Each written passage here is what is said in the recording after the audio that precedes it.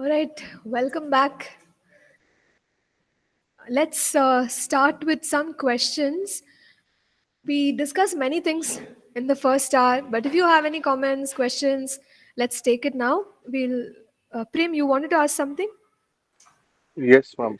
Actually, ma'am, regarding apologetics, uh, like in Christians, we have many denominations, right? Mhm. Yeah. Different. So, sometimes other denomination teachings are different Mhm. from evangelical or like other churches. Mhm.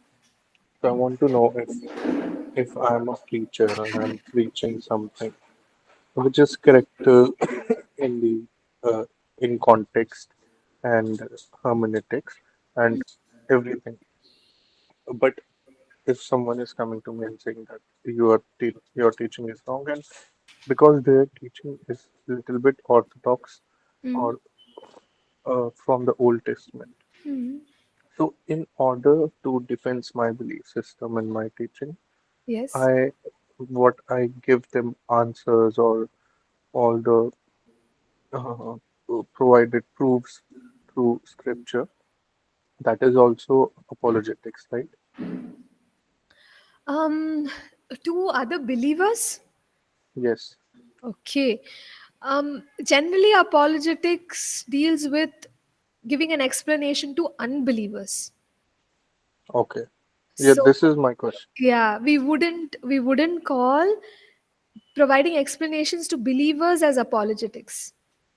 What we call that, ma'am, sorry, my Um, I don't know if there is a name to it because it's just part of our learning and growth within the Christian circle or the community. okay, okay. Yeah. So yes, there are And differences, and we can provide an explanation on what we believe and how we have interpreted the scripture to come to that conclusion. But that's not called apologetics. actually, why I asked this question, ma'am, because I have seen in my friend circle Mm. or through pastors also that sometimes they don't like people don't match Yes. with the things I said. Like about if I say like in my family also, if I described about tattoo or if I described about uh, with the beard, put like keeping the beard or keeping long hairs. Normally, Huh. it's not like that. I want to do it, but I explained it like it's not a sin or it's not a, like Jesus not judge a person through this thing. So like they said, no, it's not right, and why people should do it? It's a sin. It's written in Bible. So in order to explain that, that's why I'm asking you this Yes. thing. So that's more like a disagreement on a theological concept or principle, and we can always provide how we have interpreted to come to a particular conclusion. But in this situation, Prem, we can't sort of push it, to get them to believe. Everyone will make their journey, everyone will take their time. So present your ideas and just be very patient. Okay. Okay, ma'am. Thank you. Yeah, thank you. Any other questions based on what we have discussed so far?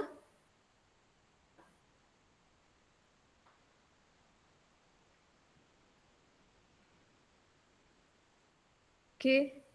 Nothing about apologetics, providing answers. Can we quickly look at the notes and see if you have any questions?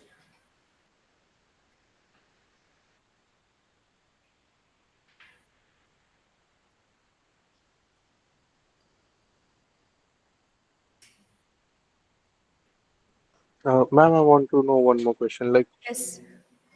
you know, like this thing happened with two nuns in Odisha, right? Uh huh.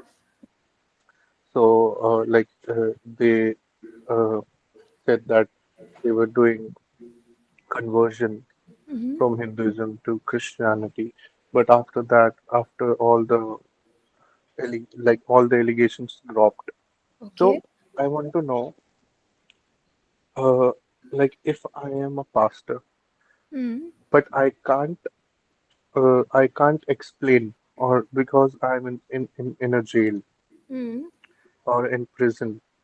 So if I can't explain on my behalf, some other guy can do uh like apologetics in a way that no, this thing is right through me, like on my regard. Mm. Because in today's world, we don't like law doesn't allow a prisoner to speak in the court. Okay. Yeah, so only the lawyer can speak until unless a full paperwork is done that if the prisoner is yet to speak or not. Mm. So I want to know that on behalf of me or a pastor or a preacher, can someone else? Yes, Uh, I think they can. So there's no harm in that. okay. Most cultures, most systems of law allow for somebody to speak on your behalf. I think that's the entire role of a Yes. lawyer, right? I, So they are the I ones who speak on behalf of you. okay. I just wanted to know in a way that Hmm. like only apologetics, like if something happened in the law court, like Yes. anything, Huh. or between the two victims who are in the like between the two persons Hmm. who is the case going between. So like Yes. between them, the Right. other person comes Hmm. and explain that about the Christ and why it is like that, why it is like that, and Yes, all. of course. So only thing, Prem, in that given system of law, this third person should be permitted to come and provide an explanation. So that's the only thing. If they are allowed, they can always come. They can present an explanation or apologetics. Okay, in the court area. Like we Again, can't depends on the system. like No, if they allow that person okay. to come and speak there, or they can So always present. Yeah, there should be a paperwork. there should be There should be a paperwork mandatory. a paper. Like paperwork, like all the Paper. paper that this guy will speak up will in Correct. on my behalf. Yes. So Yeah, it should be officially permitted. If not, I think in most cultures they allow you to send a report on behalf of that person, right? If this person can't speak in court, then they have to explore ways of presenting, uh, information through a report or some such way. okay, okay. Thank you, ma'am. Sure. Thank you. All right. We're coming back to what we were discussing. Any thoughts from our students here? The more the interaction, the more fun the learning experience. No interaction, it'll be very challenging to stay awake. Okay, so yeah, any thoughts, any questions so far? So is it wrong to give an answer? No. Based on whatever we've learned, uh, even Jesus provided sufficient information, reason. Peter, Paul, all of these people did. So there's nothing wrong with being able to answer people's questions. Yeah. Okay. Prem. Ma'am, one last question. Yes. So if it's a new believer, Uh huh. should that new believer defend Christianity? Because as a new believer, Mm. he or she might not have a full uh, knowledge Mm. Mm. Mm. about the scriptures, context, and everything. So should we promote a new believer to be an apologist or like like stand him to defend Mm. Christianity? That this is my question. So every believer can. That's what we are saying.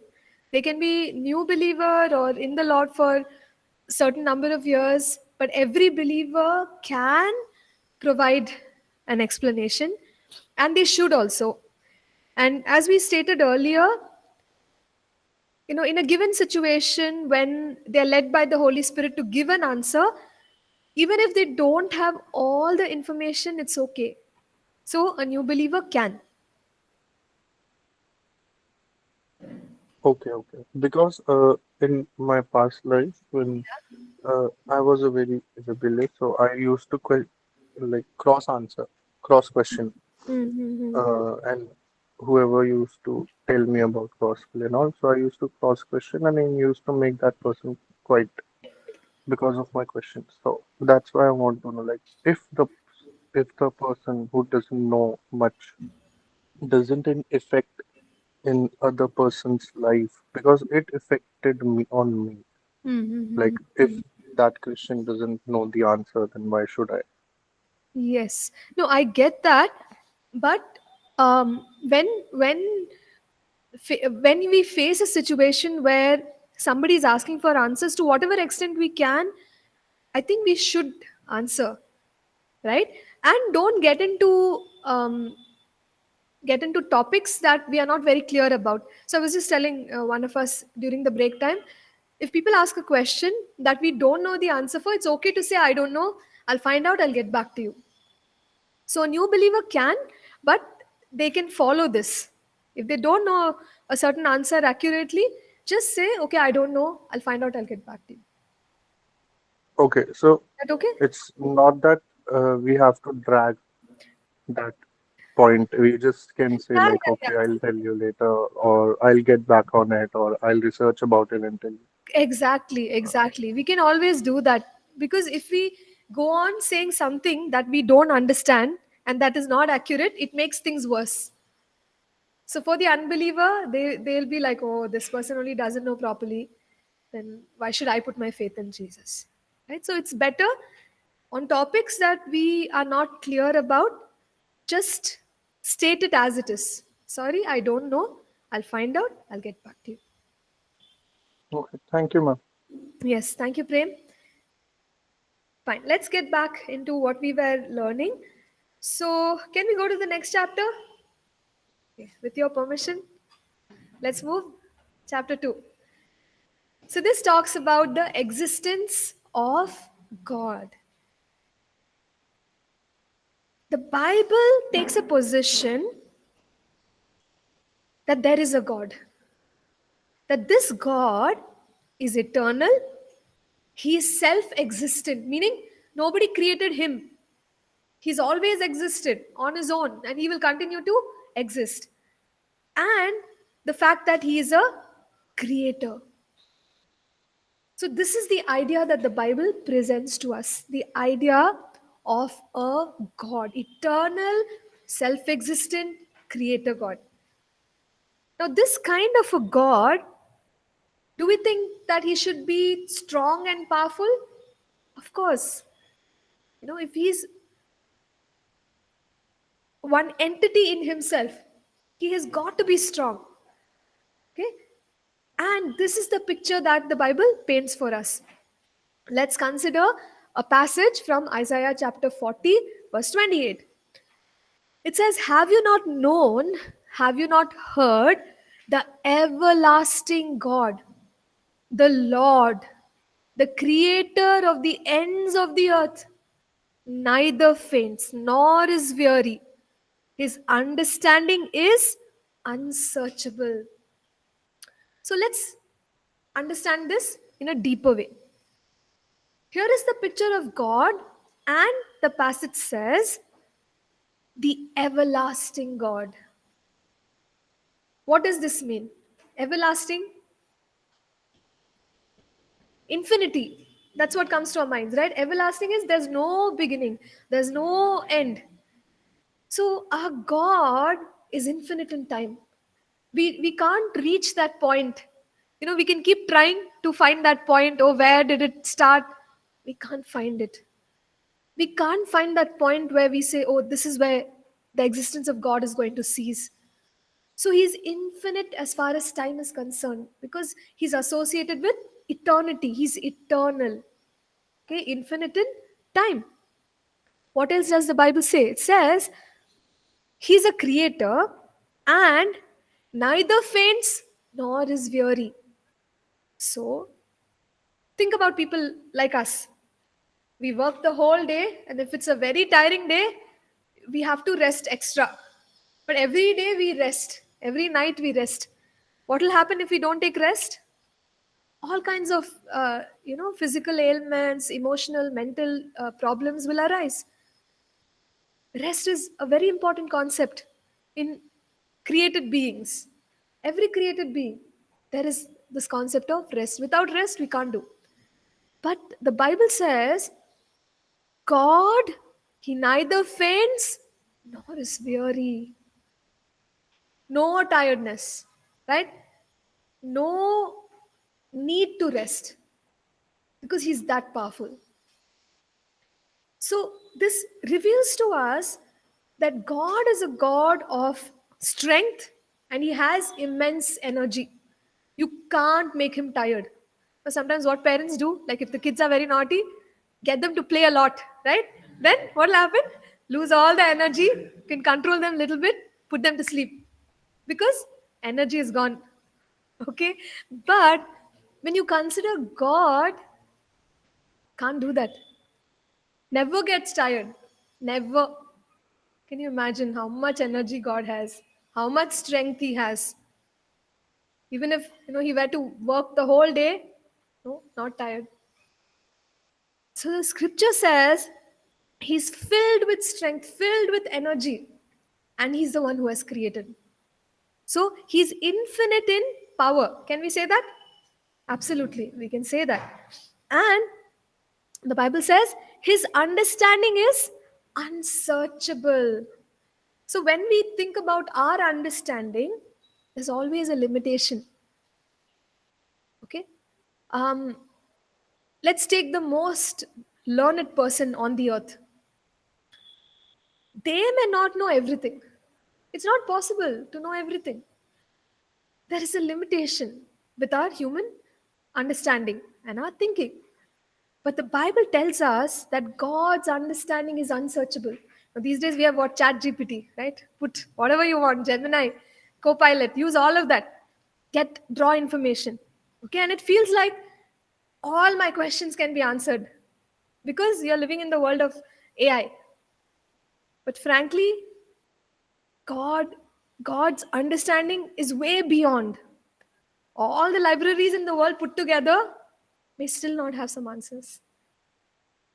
But God, His understanding is unsearchable, which simply means infinite.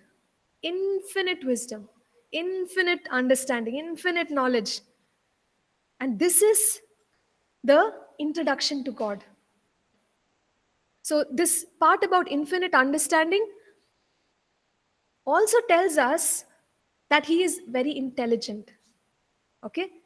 So, it's only intelligence that creates something that works. Yes or no? So when we think about people who are sending the satellites and all these NASA projects and everything, those people are very well trained, very well equipped, educated in those concepts. No wonder they're able to do these amazing things of going into space and living in space for months together. They have the intelligence. Got it? So without intelligence, can people do that? No. And what are we saying about God? Infinite in understanding, which means He's extremely intelligent. Okay. He can solve every problem. Even if the problem has not risen, He can still solve those problems. He knows what problems are going to come. So intelligent.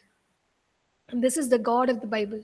And the Bible paints a picture of a God like this. God exists, and this God is infinite in time, infinite in power, infinite in understanding. So He's a great God. Okay? Um, yes, so this is how the Bible describes Him. Unfortunately, we have people who don't believe in the existence of God. Okay? So anyway, we'll come to all other things where we say, oh, then how come we are so intelligent? There's got to be an intelligent God. We'll come to all those questions later. The first thing that we're going to look at is the fact that people don't believe. They question, oh, are you there? Where are you? Okay, so people ask all these questions. And the beauty of our God is He's not afraid of questions. So sometimes when people ask us questions, we get so scared. What answer are we going to give to their questions? But with God, He is not insecure. He says, ask any question you want, you ask, no problem. Every answer is there with God. Look at the quote of Alex McFarland. There's an individual who states, God is big enough to handle our questions, and God is not intimidated by the depth of our scrutiny, because God can't fail. You can test, you can, try, but He will never fail. So He's not afraid of our questions. He's not afraid of our research. He doesn't feel, oh, if these people will research, they'll find out that I'm not like this. He's not afraid. Okay, you search how much ever you want to do, right? But this is who I am, and I am great. So God is not insecure with our questions and our scrutiny. And yet, you know, uh, we as believers hesitate to answer when people present these questions. In fact, some sections of people, human beings, have come to a conclusion that there is no such thing as God. So there are two categories of people. One is whom we call as atheists. So what do atheists believe? Anyone? Yes. Nothing. Yes, Prem? Nothing. Yeah, nothing. Nothing. They don't believe in the existence of God. They believe that there is no such thing, or they deny the existence of God. There's another category of people who state that it is impossible to know anything about God or about the creation of the universe. It's impossible to know. Maybe there is a God, but it is impossible for us to find out. That is the category of agnostics, or people who believe that we can't prove in the existence of God. Okay? So now our question is, uh, if these are the statements people are making, how can we respond to it? Okay? So the first one, where people say God doesn't exist.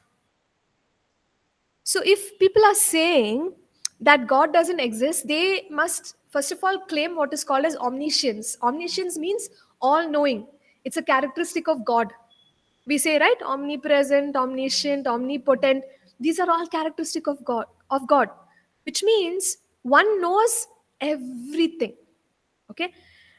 But uh, when people are saying that God doesn't exist, they should have omniscience or unlimited understanding. That's when they can firmly say, yes, God doesn't exist. However, when we consider our human, mind, there are limitations. We are not omniscient. We don't know everything. So, without knowing everything, how can we make a statement that I know God doesn't exist? We don't know. We can't claim, right? Complete understanding the way God has understanding. So, as human beings, with our limited understanding, for us to say God does not exist emphatically is actually not correct. Are we getting what we are trying to say? Right? For one to say that God doesn't exist 100%, they should know everything. Then they can examine everything and come to a conclusion and say, yes, I've searched everything, God doesn't exist. However, we are limited. Our research is limited. Our understanding is limited. So, for someone to boldly say God doesn't exist is not correct, because they don't know everything. They've not examined everything. Okay. Now, let's take up the second question, which is agnosticism. Okay, we are not sure you know, that God is there. It's not possible to know that God is there. So, what is happening now is that the agnostic is making a definite statement where they are stating this fact as a truth.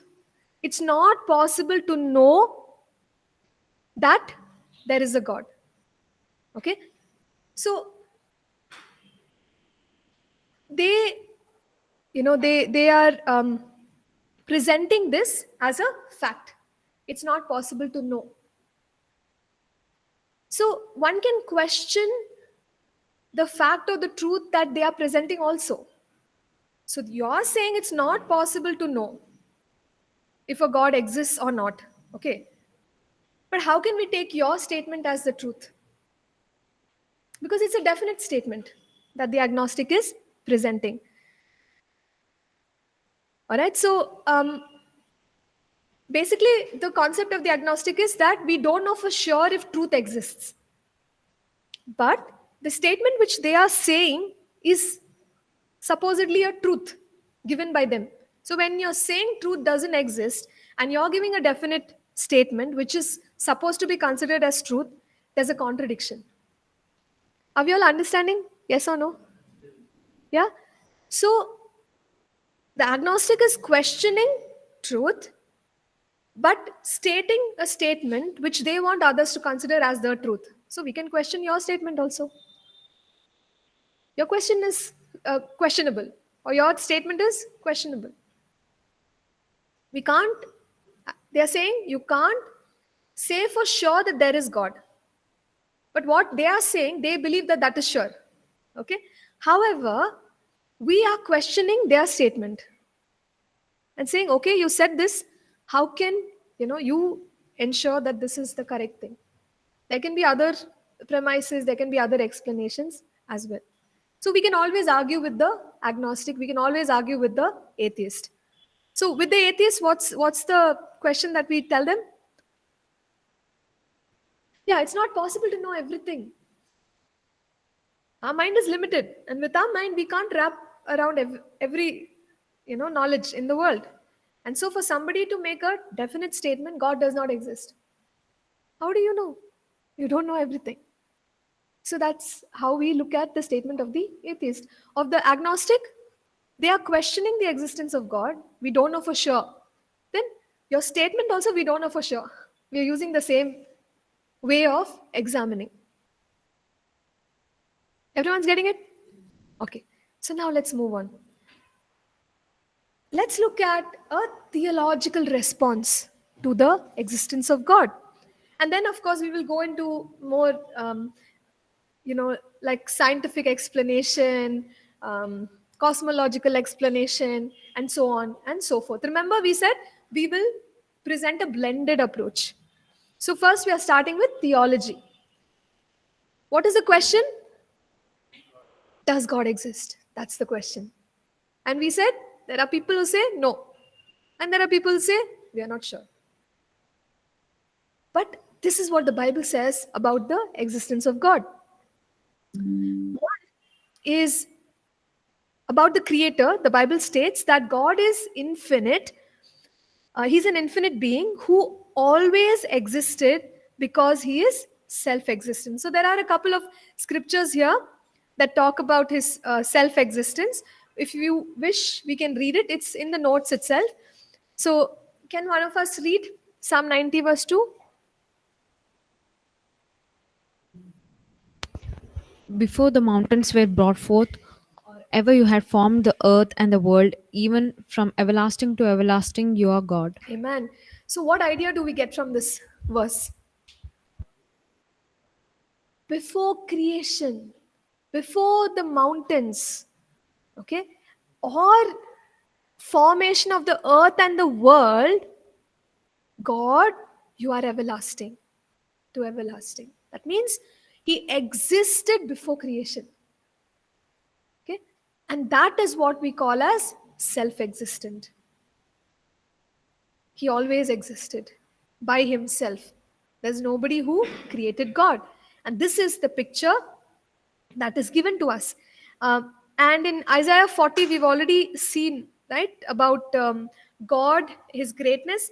There are a few more scriptures that are given here. Verse 18, which says, "To whom then will you liken God, or what likeness will you compare to Him?" Verse 25, "To whom then will you liken me, or to whom shall I be equal, says the Holy One." So basically, about the greatness of God. And as you come to the bottom of this passage, that same verse 28, which we saw, where it said, "He's the everlasting God, the Lord, the creator of the ends of the earth, neither faints nor is weary. His understanding is unsearchable." So it's giving us a picture of a God who is self existent.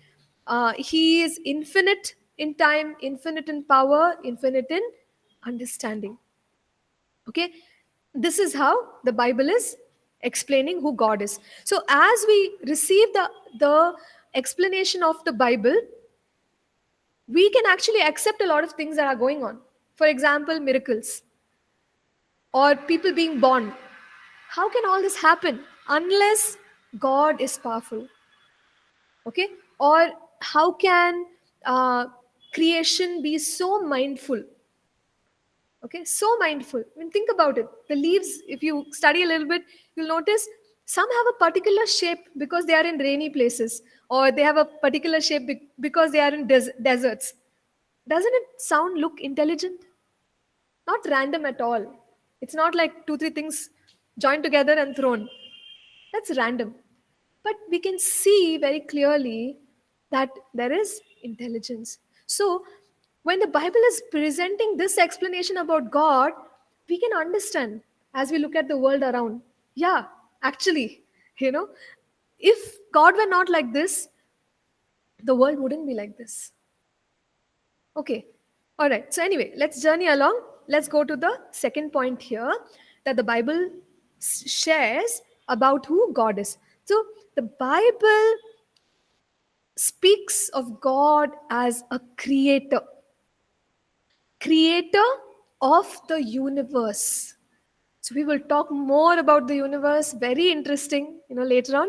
Um, But it says, creator of the heavens and the earth. That means the earth and all the remaining part of the universe.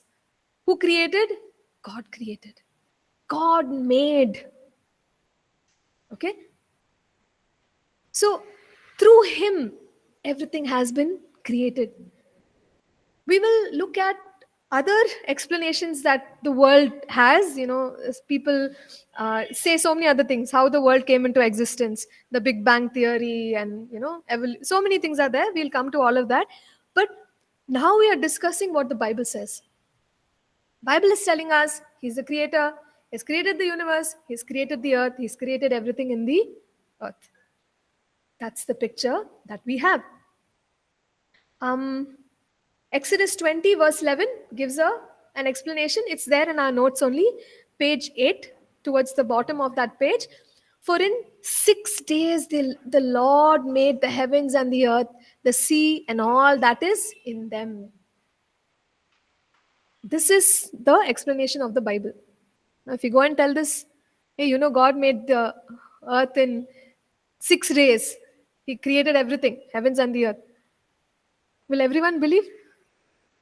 No, they won't believe. But we believe. We believe. And this is what the Bible tells us about who God is. Very big world, no? How to make in 6 days? So difficult. But earlier, what did the Bible teach us? This God is powerful. He's great. So if He's like that, of course He can make in 6 days. Why not?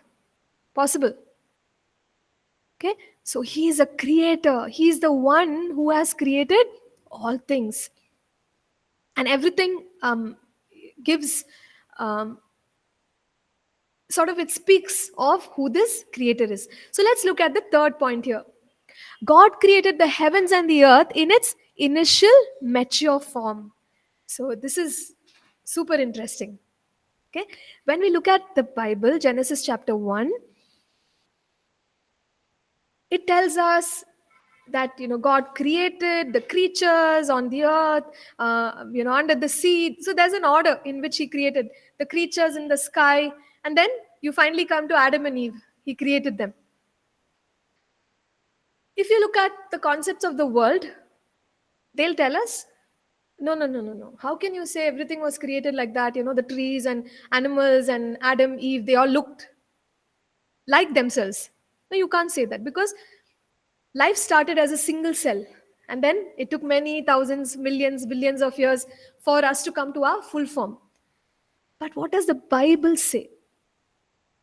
When God created Adam, he made him a man. So we can imagine somebody maybe, looking like they're 30 years old, or between that 30 to 40 years old.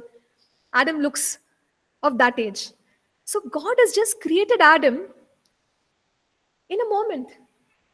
Not like single cell, then it becomes double cell, and slowly, slowly, slowly, slowly, Adam will come. No, no, no, no, no. God created Adam. When he created, in that moment, Adam was a finished product. That's what the Bible teaches us. Okay? Mature form. When God created coconut tree, it looked like coconut tree, right? When God created mango tree, it looked like mango tree. That's what the Bible says. That's how they all looked. The duck looked like a duck and the lion looked like a lion in their mature form. Now people ask, how can this be? How can this be? Right? Very difficult to understand. So what are you saying? You're saying God made everything in seconds? Answer is yes. God made everything in seconds. Mature form. Adam looks like a man, Eve looks like a woman. God can do it because, you see, what did God do? In a moment, he compressed time, power, intelligence, understanding. Only God can do it. Are you all getting what I'm trying to say? So, what he has, he put it in a second, in a moment, created. So, Adam is looking like 30, 40 years old. Time is compressed. He doesn't have to grow as a baby and then, become a teenager, youth, no, he's already that age. Okay? So, time is compressed. Power is compressed. Creation of the human body. Is it a joke? Not at all. Okay? Think about it. One small thing, if it doesn't work, let's say our eyes are not closing, right? We are not able to blink. You know how much problem that can create? But God knows. Okay, this creature, this man, he needs all these parts. This is how the body functions. It's perfect. Power, compressed. In a moment, every organ system, cell created, put in position. Fabulous. The power of God. Okay? And understanding. Remember, we said intelligent. So intelligent. And today people talk about fingerprints and, the iris, how it's unique. Every human being unique. Isn't that intelligent? So in a moment, God compressed everything. Time, strength, power, intelligence. Zoom. I don't know if there was a sound or something, right, when Adam was created. But that's how he created. And it's not impossible for him. And that's what the Bible is telling us. He created everything in their mature form. And how beautiful. See, intelligence. He enabled processes or natural systems where they can reproduce. Everything according to its kind. Intelligent, don't you think? So intelligent.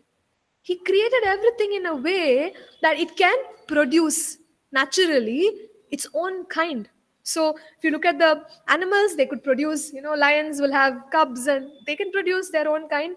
If you look at trees, they have seeds that can produce their own kind. Yeah? So this is how God worked in creation, displaying his glory, displaying his intelligence. And God also had this idea that man will be the representative on the earth. So remember, we talked about it, how God said, okay, he created man in his own image, he blessed him, and he said, now you subdue, you have the authority, dominion over the creation. So he entrusted man with responsibility and authority. Okay, so this is the way in which God has created, and the Bible talks about it. Prem, is that a new question you have? Yes, ma'am. Yeah. Ma'am, as you explained that every body part have its own function, and Mm-hmm. if a little bit, if it's here and there, so Yeah. the whole body part will affect Mm-hmm. by that small area. Yes. Like if it's a eye, or if our eye is kind of injured or something, then Mm-hmm. whole body part will go through the difficulty. Right. Mm. So, as you said, that God made in a snap. He made Adam with a in a snap of, Mm. Yes, that's right. and he made everything Mm-hmm.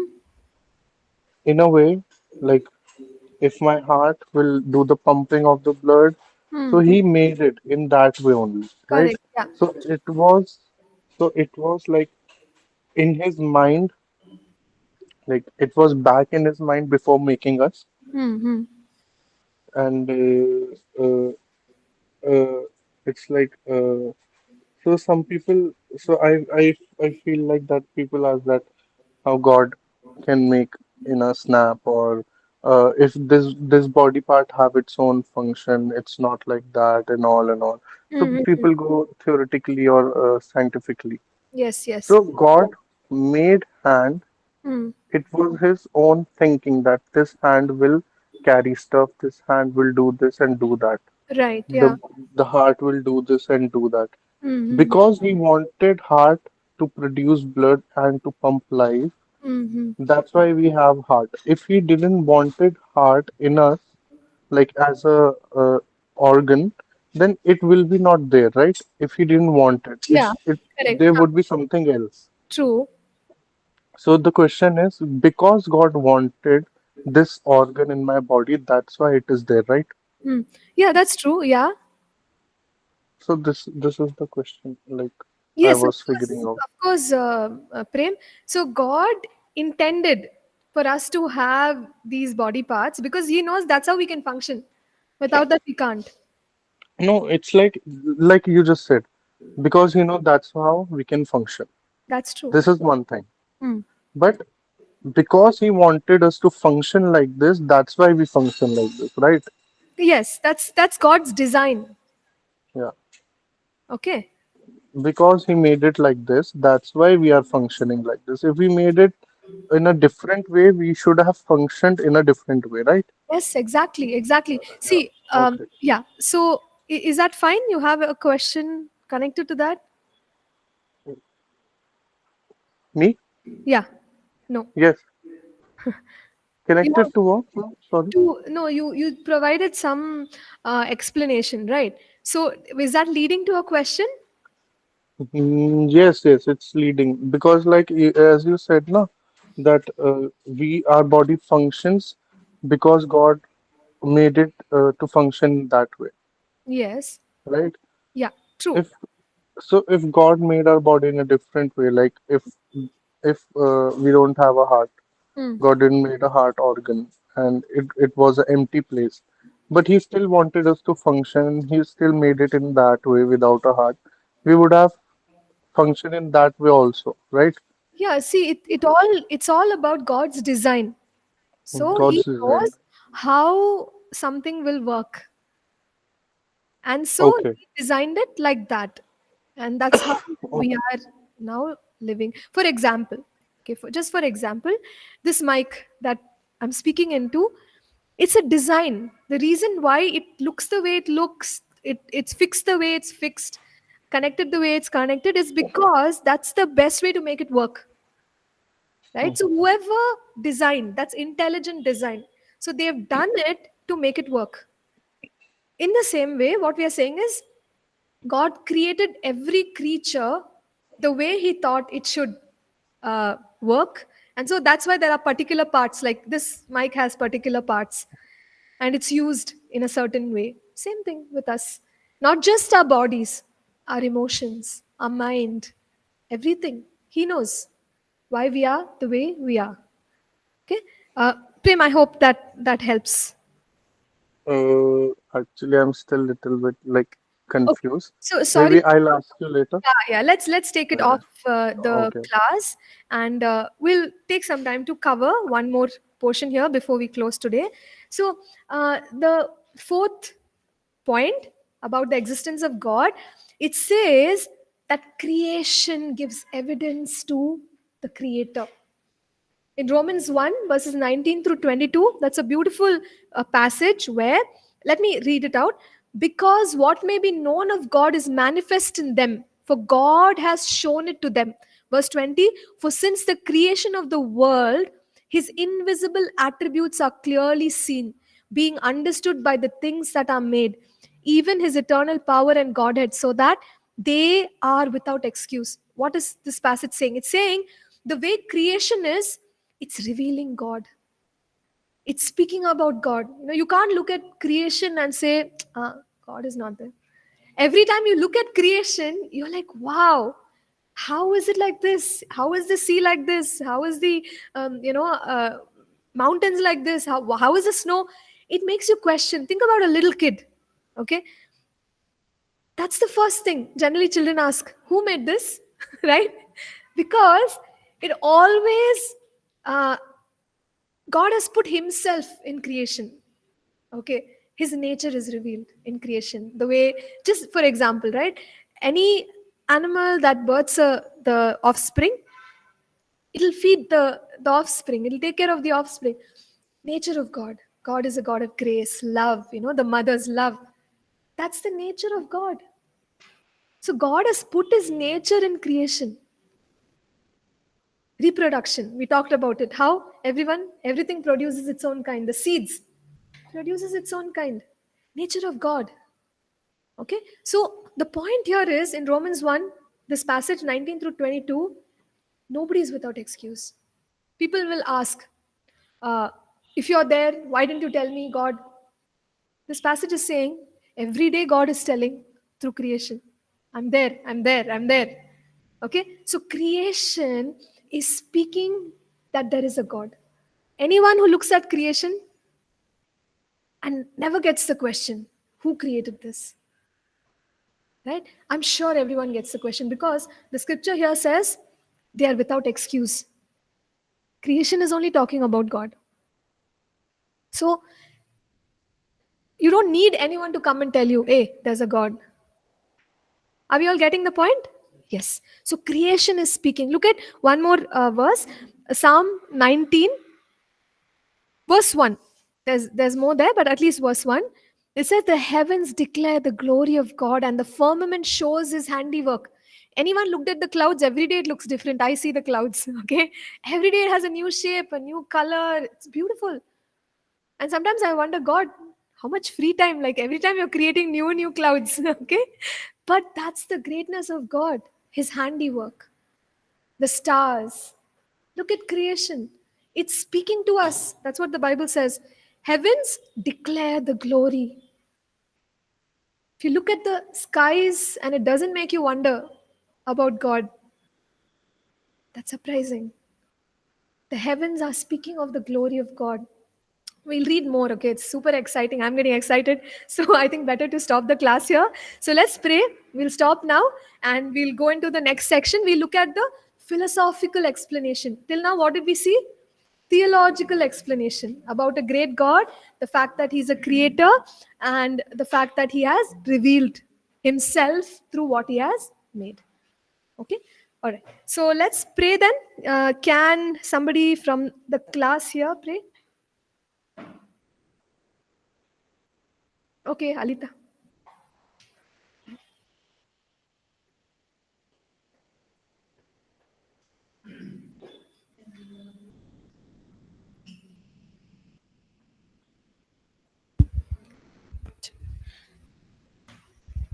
Thank you, Lord. Thank you, Jesus, Lord. This wonderful time, Lord Jesus, Lord, as you have studied, Lord Jesus, Lord, in your word, Lord Jesus, Lord, we have to understand more and more deep and deep, Lord Jesus, Lord.